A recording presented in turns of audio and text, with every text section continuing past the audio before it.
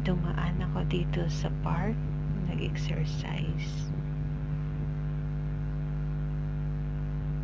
Bago ako mag-pick up ng newspapers, ay nag-exercise pa muna ako ng ilang minuto. Saka ako pumupunta sa pilahan ng newspapers. Ganun po ang aking rotation araw-araw. Mahirap maging isang OFW. Kailangan i-manage ang oras para sa sarili, para sa ating health din.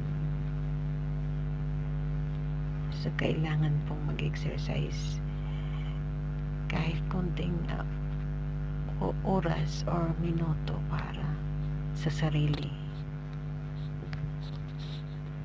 At kung hindi naman kaya ng oras, ay dumidiretso na ako sa pagpila ng newspapers para hindi ako malate. Thank you so much for watching. Yun lang po. God bless everyone.